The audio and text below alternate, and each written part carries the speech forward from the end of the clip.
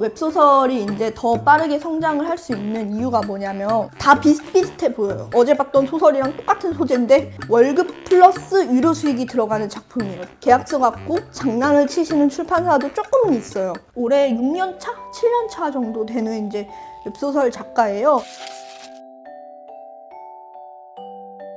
요즘 이제 웹소설 카카오 페이지나 네이버 시리즈 이런 사이트에서 이제 소설을 이제 인터넷으로 연재를 하는 걸 저희가 웹소설이라고 하고 있고, 그걸 이제 편당으로 팔아갖고 이제 수익을 버는 게 이제 웹소설 시장이에요. 모바일 소설이라고 보시면 될 것 같아요. 웹소설이 이제 더 빠르게 성장을 할 수 있는 이유가 뭐냐면 웹소설을 컨텐츠로 이제 2차 창작 같은 거를 이제 할 수 있어요. 뭐 드라마화라든지 영화화라든지 애니메이션화라든지 그다음에 오디오 드라마 이런 것도 요즘 최근에는 많이 하고 있어요.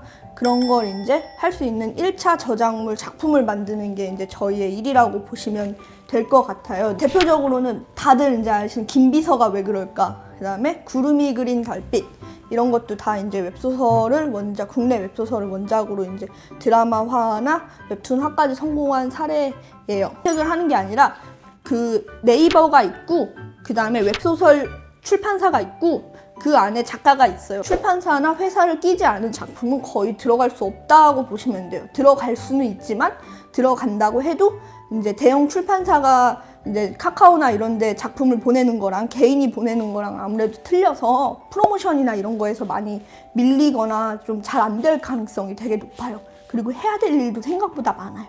예를 들면 표지라든지 교정교열이라든지 아까 말씀드린 그 이제 외부로 전송이 가능하게끔 하는 프로그래밍 작업이라든지 이런 거를 개인이 하게 되면 전부 다 해야 되기 때문에 원고 제필을 할 시간도 없어요.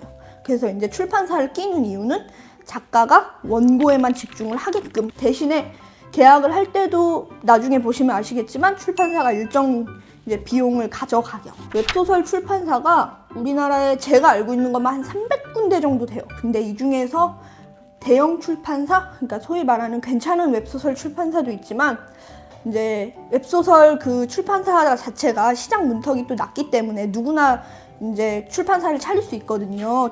초기 투자 비용도 낮고 그러다 보니까 좀 기반이 안 잡힌 출판사라든지 아니면 계약서가 이상한 곳 이런 출판사들도 되게 많아요. 처음 보는 출판사가 나한테 출간 제의를 해요.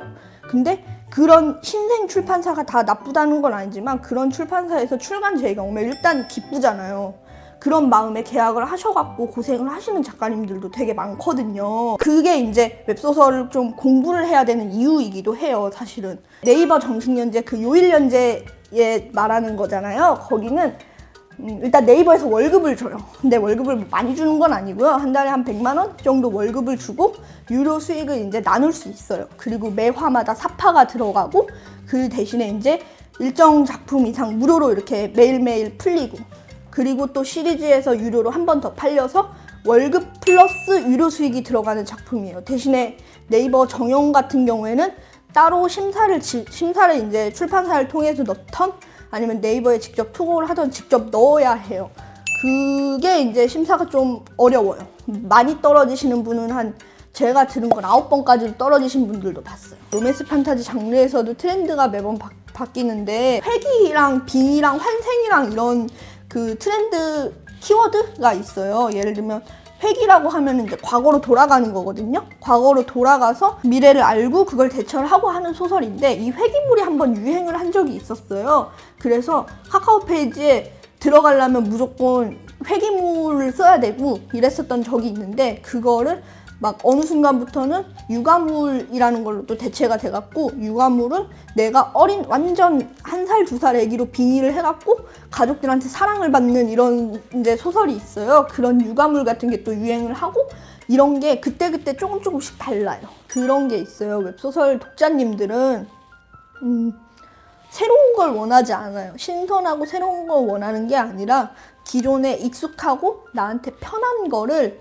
내가 편하게 볼 수 있는 소설을 원해요. 기존의 웹소설에서 정형화된 코드라든지 클리셰라든지 아니면 많은 독자님들이 좋아하시는 코드라든지 이런 거를 좀 웹소설을 많이 보다 보면 알 수 있어요. 그럼 그런 걸 갖고 와서 내 이야기로 만드는 게 더 중요한 것 같아요. 완전히 새로운 걸 창작하는 장르는 사실 아니에요. 주부층이라든지 아니면 이제 직장인들 비중이 좀 더 많고 이러거든요. 퇴근하고 출근하고 이럴 때 보는데 스트레스를 받으면서 이거를 소비를 하고 싶지 않아 하거든요.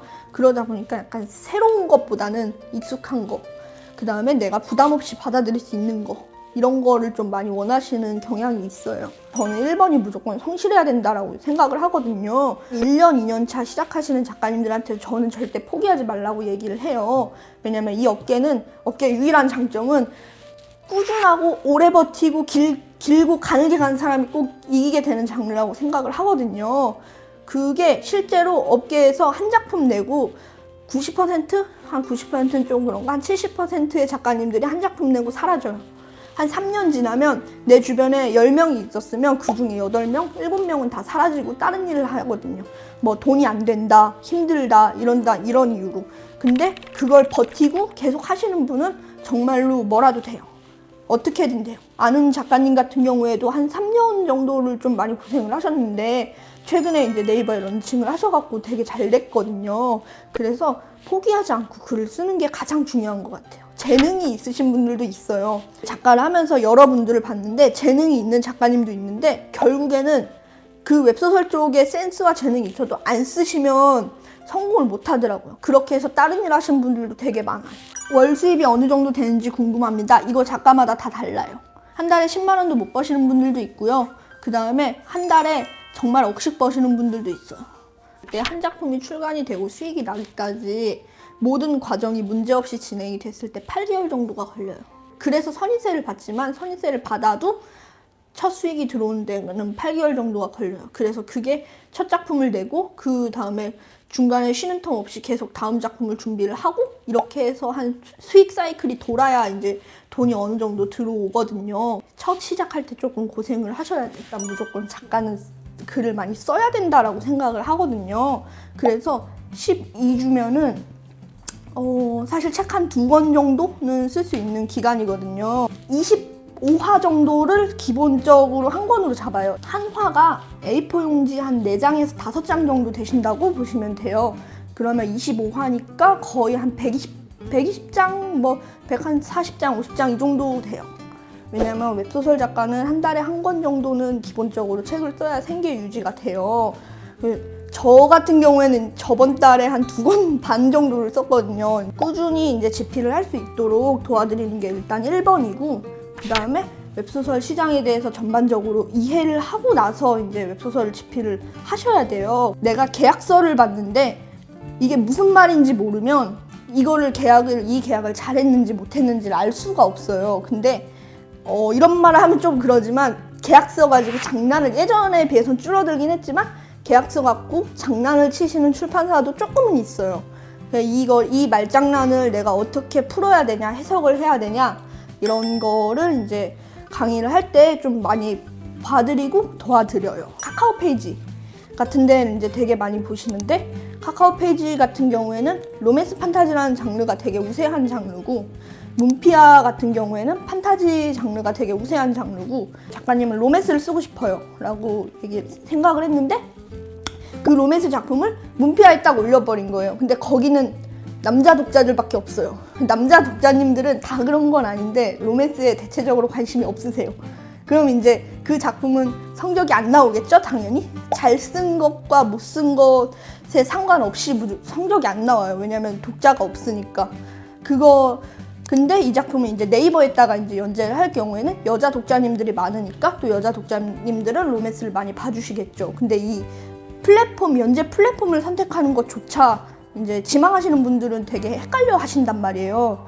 이제 그런 거를 이제 저는 이제 강의를 통해서 도와드릴 수 있도록 할 노력을 많이 하고 있어요. 실제로 웹소설 현장에서 사용하는 이제 용어라든지 이런 것도 따로 이렇게 정리를 해서 이제 강의 때 진행을 할 예정이에요. 월말쯤 되면 이제 단톡방에 그게 올라와요. 캘린더 올라왔어요. 이러면 이제 그게 달력이 아니라 출간 일정을 만들어 놓은 거를 캘린더라고 하거든요. 그 리디북스라든지 예스24라든지 교보문고 같은 데서 이제 이번 달에 이런 작품 출간해요 라는 거를 캘린더처럼 달력처럼 만들어서 올려요. 제일 많이 들었을 기다무, 매열무, 그다음에 뭐 도견 이런 거. 기다무는 이제 기다리면 무료의 줄임말이고, 독여는 이제 독점 연재의 줄임말이고 매열무 같은 경우에는 매일 10시 무료의 줄임말입니다. 이런 것들을 이제 많이 배워요. 실제로 그리고 계약에서 사용하는 용어들도 되게 많이 배우고요. 오프라인에서 또 만나 뵐 수 있었으면 좋겠습니다. 감사합니다.